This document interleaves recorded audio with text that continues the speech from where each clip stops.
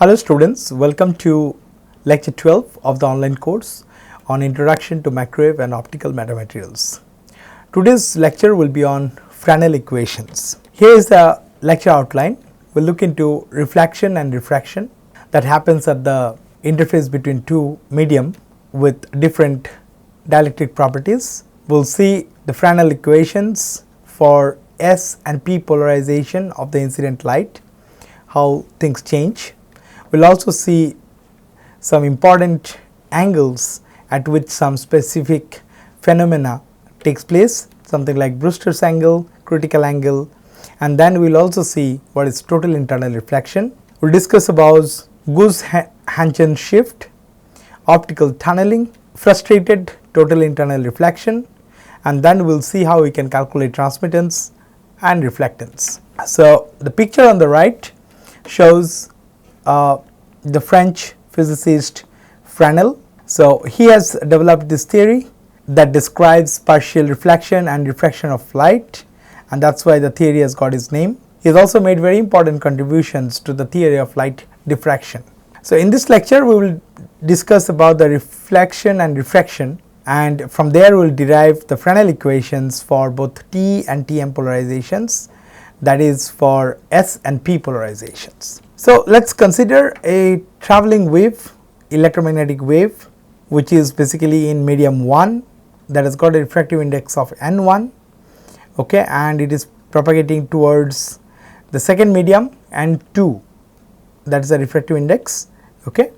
So, the light interfacing with the surface boundary will reflect back into the medium, as you can see, with the reflection angle same as that of the incident angle.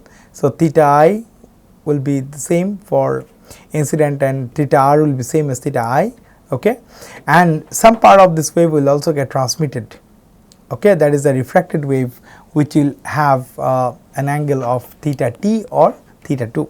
You can use Snell's law that could relate the angles of incidence and transmittance.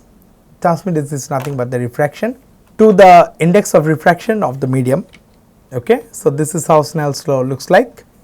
Sin theta 1 by sin theta 2 will be equal to N2 by N1, where N2 is larger than N1, okay. So, this is the denser medium, this is the rarer medium. So, light is basically coming from the lighter to the denser medium, right. We will have similar kind of effect in the reverse direction also, but let us consider this one. Additionally, from the index of refraction, you can also correlate the speed v of light in the material. So, you can write sin theta 1 by sin theta 2 will be speed is reciprocal or inverse relation, you can say, to the refractive index, because n equals c by v, okay. So, n2 by n1 can be written as v1 by v2. So, that is how you can also correlate the angles of refraction or transmission to the two different speeds of light in the two medium. So, as light crosses the boundary between the two materials, the light will be refracted either at a greater angle or a smaller angle, depending on, you are going from lighter to denser or denser to lighter medium. So, let us consider the Fresnel equations for S polarization. Okay, we have seen S polarization earlier. So, S means the electric field is basically striking out of the plane of incidence. So, this particular plane is the plane of incidence. So, this is the interface, you can see this is the light beam that is incident, this is a reflected one, and this is the transmitted or the refracted one. So, here we can see that the electric field is coming out, this is also coming out, okay. So, all the three electric fields are coming out, and this is the k vectors, okay. So, once you know the k vectors, you can also find out, the B field that will give you. So, you can do E cross B, that should give you the k vector, and that is how you can find out what is your direction of the magnetic field, right. Now, once you have this particular scenario, your job is to apply the boundary conditions for the electric field at the interface first. So, you will say that the tangential components of the electric field is continuous. So, in this particular case, you can see that this is how the axes are marked. So, this is basically xy plane, okay, and this z is coming out of the plane. So, the component of the electric field that lies in the xz plane, that is basically your interface, okay, is continuous as you move across the plane of the interface. So, in this particular picture you can see all the fields are basically lying in the z direction, that is in the plane of the interface itself. So, you can simply write at this particular point where y equals 0, you can write EI at y equals 0 plus this is coming out. So, on the upper side of the interface at this point you have ER y equals 0. So, these two should add up and give you ET at y equals 0, right. So, that is the continuity of the tangential component of the electric fields. Now, boundary condition will also be applied for the magnetic field density. So, there the total B field, which is basically the magnetic flux, okay, density, right. So, you can see that the B field is also continuous across the interface. So, in this particular scenario you can see that all the B fields are basically lying in the xy plane. So, you can simply take the x component which will be along the interface. So, in this particular case this angle is theta I, same as this one, this is theta I. So, if this is B, okay, so the component along x will be minus bi cos theta, that will be the horizontal component. Now, because it is going along the minus x direction, so you put a minus here, okay, and you have to calculate this at the interface. So, you put y equals 0. Similarly, what about this one? This one will be Br cos theta r, because this angle is theta r. Now, theta r and theta I are equal, so that is fine, and then you have to again calculate at y equals 0, and that should be equal to Bt. Now, Bt will have a horizontal component in the minus x direction. So, you have minus Bt cos theta t, and you have to calculate at y equals 0. So, this is your condition, right. So, once you ignore the rapidly varying parts of the electric field and keeping only the complex amplitudes, you can simply write the first one is EOI, okay, EOR, these two add up to give you EOT, okay. So, that is the equation for the continuity of the electric fields at the interface, and then you have minus BOI cos theta I plus BOR cos theta r minus BOT cos theta t. So, these are the two equations you have got. Now, we have to see if we can convert all this into electric field terms. So, let us see how we can do that. So, we know that this electric field is perpendicular to k, that is a wave vector. So, the magnitude k cross E is simply the modulus of k times modulus of E, that is ke, right. So, the magnitude of this one k cross E can be written as omega b, okay, and this relation tells us that this can be simply written as ke equals omega b. So, you can see that the electric field can be written as omega by k times b. So, if you write b from this equation, b will be simply E divided by omega by k, which is nothing but C naught by n, that is from the dispersion relation, and you can simply write this as b equals n goes on the top denominator. So, you get n E by C naught, and you have got from the Snell's law of reflection theta I equals theta r. So, in that case the second equation turns out to be Ni, you can take it as common, EOR minus EOI cos theta I will be equal to minus NT EOT cos theta t. So, this is where the refractive index is getting into the equation. So, that is coming from this B, okay. So, you have got the two equations. The first one is EOI plus EOR equals EOT, and then this is the second equation. So, you have everything in terms of EOI and EOR, okay. So, once you rearrange, you can write these terms in the form of you can take EOR common in one side and EOI common in the another side. That is where you can basically write everything in terms of EOR and EOI. Why we are doing this? Because from the first equation what we are interested is to find out the reflection coefficient, which is basically R perpendicular, okay, because this is for the S polarization. So, we put this perpendicular symbol. So, the reflection coefficient is calculated as EOR over EOI, that is how much is the electric field component reflected electric field component over the actual incident electric field component. So, you are basically interested in the ratio of these two, and that turns out to be Ni cos theta I minus Nt cos theta t over Ni cos theta I plus Nt cos theta t, right. Similarly, you can also find out what is the transmission coefficient, that is T perpendicular, which will be calculated as EOT over EOI, and that is basically 2 Ni cos theta I divided by Ni cos theta I plus Nt cos theta t. So, these are all coming from those equations and solving them. So, these are known as Fresnel equations for perpendicularly polarized light or S polarized light. Now, you can do the same exercise for p polarization as well. Okay. So, in the p polarization, what is happening, the electric field is basically along the plane of incidence. So, you can see EI, ER and ET all are now in the plane of polarization. So, the reflected magnetic field in this case must point into the screen, okay, to achieve the reflected wave going in this direction. Okay. So, you can always do that E cross B will give you the pointing vector k. So, you can do that and find out, because you already know the direction of the wave propagation. If you find out which way the electric field is changing, you can also find out which way the magnetic field line will point. So, here the cross tells you that the field is going into the plane, and the dot tells you that the field is coming out of the plane.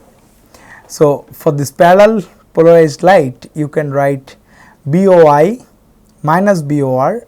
You are doing minus because one is going up, one is going down. So, for parallel polarized light, you can write BOI minus BOR equals BOT. The minus sign is coming from the fact that these two magnetic field lines are basically pointing in the opposite direction, and that will be equal to BOT at this particular point at the interface. And this also you can split in the horizontal and the vertical component. So, you are interested in the component along the interface.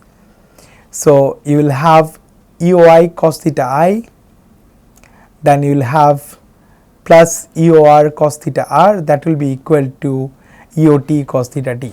So, these are the two equations. Now, in the similar way, you can replace this B fields with the previous equation that you have seen here. Yeah, NE by C naught, you can do that. So, once you do that, you can calculate what is the reflection coefficient R parallel, which is EOR by EOI, okay, and you get it as Ni cos theta t minus Nt cos theta I divided by Ni cos theta t plus Nt cos theta I. So, it is a very easy calculation. So, you can do it on your own, okay, just that you have got two equations and two variables, okay. So, you can solve it, and this is mainly coming from the rearranging of the terms. So, as you can see here, you started with this equation, and then you just rearrange the terms based on the this EOT will be taken from this one, and then you have everything in terms of EOI and EOR, okay, and then you change the sides and take out the fraction EOR over EOI. So, same method you can follow here as well, and you can get this particular reflection coefficient, and this is called R parallel because it is done for the P polarization or the TM polarization. Similarly, you can calculate the transmission coefficient T parallel, which is basically the ratio of EOT over EOI, and you can calculate as 2 Ni cos theta I divided by Ni cos theta t plus Nt cos theta I. Okay. So, these are also called the Fresnel's equation for parallelly polarized light or the P polarized light. So, in summary, you can see that for S polarization, the coefficients are called R perpendicular and T perpendicular, and this is how the coefficients look like. So, the denominator remains same, Ni cos theta I plus Nt cos theta t, okay, same in this case as well. So, here you have Ni cos theta I minus Nt cos theta t, here you have 2 Ni cos theta I. In the case of P polarization, you will get R parallel and T parallel. Here it is Ni cos theta t plus Nt cos theta I.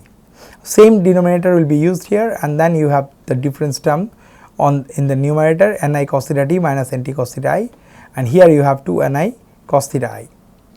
Now, if you put theta I equals 0, that means for the normal incidence you will see that all these cos theta terms will now become 1, and you will just have ni equals, you can make ni equals n1 and nt equals n2. So, your equations will become very simple.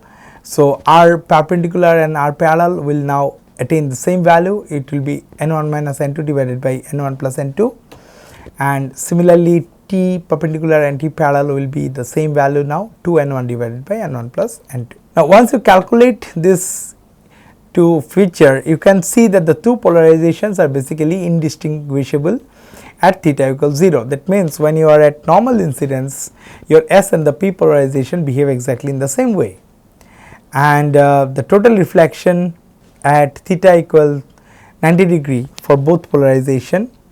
Okay. So, here you can see the plot, and that will also give you idea. So, when you go for 90 degree polarization, you see you are getting complete reflection. Okay. Now, in doing so, this one, the blue one shows the r parallel and the red dotted one shows r perpendicular.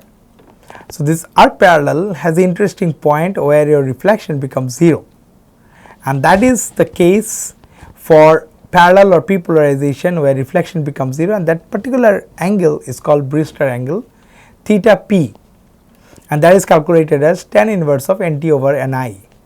Okay.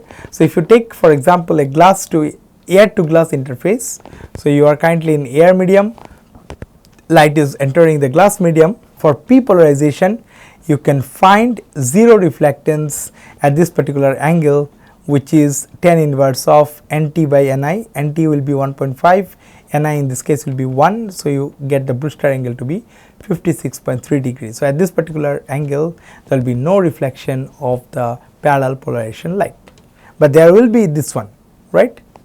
The other polarization will exist, but parallel polarization will become completely 0.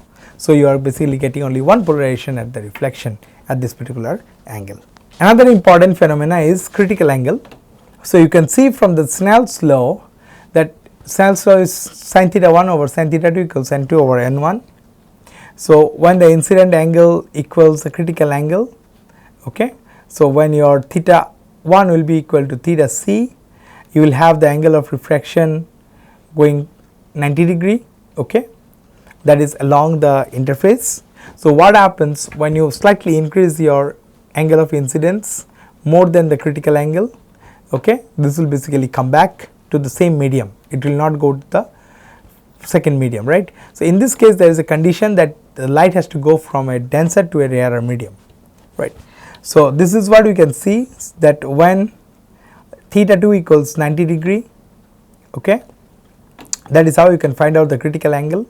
So, theta 2 equals 90 degree. So, you are basically using theta c, which is sin inverse of n2 over n1. So, you can take glass and air interface and you can find out how much will be the critical angle, for which when the light is incident from the glass end, for that particular angle the refracted or the transmitted beam will be completely along the interface. So, once we understand the critical angle, that this particular angle, the incident or the transmitted beam is basically along this interface. So, then we can further increase the incident angle theta I slightly more than the critical angle. So, if you consider any of this angle which is incident angle that is larger than the critical angle, you will see that there is no transmitted wave in the other medium, the total internal reflection occurs, and there will be a evanescent wave that propagates along the boundary, and that is basically a high loss electric field along this surface, okay, which decays down. So, these are the three scenarios, okay. So, couple of important things to remember, that in this case we are considering that the light is travelling in a more denser medium, strikes a less dense medium, okay. So, this particular medium is denser, this is lighter, and if your theta I is less than theta c, you just have a normal reflection and transmitted beam, okay, when they are equal, when the theta I equals theta C, you just have the transmitted beam along the interface, but when you have theta I greater than theta C, you will have total internal reflection, and there will be a evanescent wave, which is a highly lossy electric field, traveling little bit along the surface before its energy dissipates. So let us look into this particular scenario in more details, because it has got some interesting phenomena like evanescent wave generation. So when theta I is greater than theta C, there must still be an electric field in this particular medium, okay, so that the boundary condition is satisfied. So the field that you see in this medium 2 is basically a evanescent field that travels along the boundary edge at the same speed as the incident wave, and it basically dissipates into the second medium. So you can write Et perpendicular, which is a function of y, z and t, as e to the power minus alpha 2 y. So that is how it is basically decaying in the y direction, and along the z direction it is propagating, and there is a time variance also. So you can write it as e to the power j omega t minus k I z times z. Okay. So this particular one, k I z is nothing but k I sin theta I, that is giving you the evanescent wave vector, and alpha 2 is given as 2 pi n2 over lambda times square root of n1 by n2 whole square sin square theta 1 minus 1. So this gives you the attenuation coefficient, and from this attenuation coefficient, if you take the inverse, you can find out the penetration depth of the electric field into this medium 2. So how much distance this field can go inside medium 2, that you can see from here. The total internal reflection also gives rise to another interesting phenomena, which is called Gauss-Hansen shift. So if you see that the reflected beam in the total internal reflection, it appears to have literally shifted by a amount of delta z from the interface. So this is a real interface. From here, it looks like as if the light is coming from some virtual reflecting plane, okay, which is located at a depth of z, and that gives you a lateral shift of delta z between these two incident and the reflected beam, and that lateral shift is called Gauss-Hansen shift. Okay. So this lateral shift basically depends on the angle of incidence and also the penetration depth, and we can represent the reflection as if it were occurring from a virtual plane placed at some distance d from the interface, as you can see here. And then if you do some simple geometry, you can correlate this delta z with this d, which is nothing but delta z equals 2d sin theta I. Okay. So this d is nothing but delta, which is the penetration depth. Another interesting phenomena of optical tunneling could happen if you consider this medium B to be very thin. So if this medium B is very thin, what happens? The field can penetrate from AB interface into the medium B, and then it will reach again, because it is very thin, there is another interface which is between BC, C is the third medium, and there it can give rise to a transmitted wave in the medium C, just like this. So this is the incident light, this is the reflected light, and because of this medium B being very thin, there is a tunneled light on medium C. So this phenomena in which an incident light is partially transmitted through a medium where it is forbidden earlier in terms of simple geometric optics, you are not supposed to see any light over here. So this particular phenomena is called optical tunneling, and this is due to the fact that the field of the evanescent wave basically penetrates into medium B, and that basically reaches the BC interface before it could vanish. So one important thing to note here is that you are in a medium, so this N1 medium is larger than N2. Okay, so you have N1 greater than N2. So this is that thin medium B which has got a refractive index N2, and on the other side you again have N1 which is basically larger than N2, right, and you are basically going for a denser to a rarer medium. So you are basically talking about the angle, incident angle larger than the critical angle. That means you are aiming for a total internal reflection, but because this medium B is very thin, the evanescent field, before they die down, they basically hit the other interface, okay, that is the BC interface, and from there it leaks out to that medium, and that gives you the optically tunneled light. Another interesting phenomena happens, which is called frustrated total internal reflection, that is utilized in beam splitter. So, we will see what happens in a normal beam splitter, which is basically a cube. Okay. So, here you can see it is basically a cube because it is made of two prism A and C. So, this is how a normal or a regular glass prism looks like, that suffers a total internal reflection when you put incident light at an angle larger than the critical angle, you get everything reflected. So, you have this through refractive index marked as N1 and N2, and obviously N1 is larger than N2. Okay. So, you get reflected light here, but as soon as you put another prism, okay, next to it, what is happening? You are basically forming a cube. So, you are having two prisms A and C now separated by a very thin film of a low refractive index. Okay. So, typically it is a low refractive index transparent film which has got a refractive index of N2. So, what happens? Some of the light, as you have seen in the previous case, okay, some light can basically tunnel through this film and it can go to this glass prism and it will be transmitted into C, and this can come out from this particular prism. So, this is something called the transmitted light coming because of this tunneling effect again. Okay. So, here the incident beam is basically split into two beams because of this frustrated total internal reflection. Now, the last two things, how do we calculate transmittance and reflectance? So, the transmittance T is basically calculated as the transmitted power over the incident power. It can be taken as IT AT over II AI. So, these are basically the area.